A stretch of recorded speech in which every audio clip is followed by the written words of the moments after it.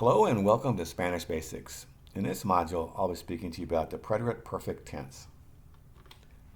Well, the topics will be as follows. I'll begin with a slide on context, and then I'll speak to you about the conjugation examples.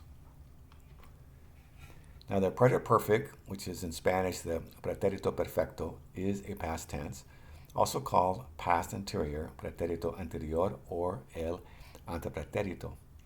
It describes an action in the past that happened prior to another action in the past. It is most often used in formal writing. It is called a compound tense because the conjugation requires the verb haber in the preterite plus a past participle.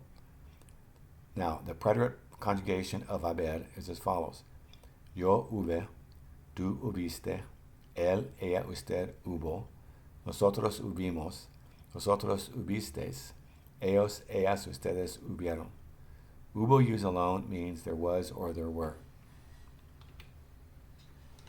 Now, the conjugation format is as follows. You take the preterite of haber and follow that with the past participle. Past participles are reviewed in Module 14. Here are some examples. After he ate, he left. Después que hubo comido, se fue. When she had left, I became sorrowful. Cuando hubo salido, me entristecí.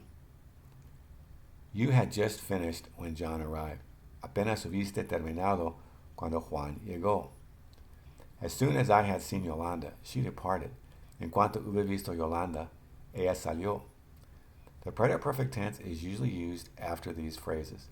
Después que, cuando, apenas, en cuanto, luego que. We're at the end of this module, but before we leave, I'd like to give you a refrain or a proverb. No hay dos sin tres.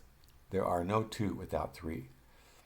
Now, this also is a way of saying these things always come in threes. I want to thank you for watching Spanish Basics. Muchas gracias. Hasta luego.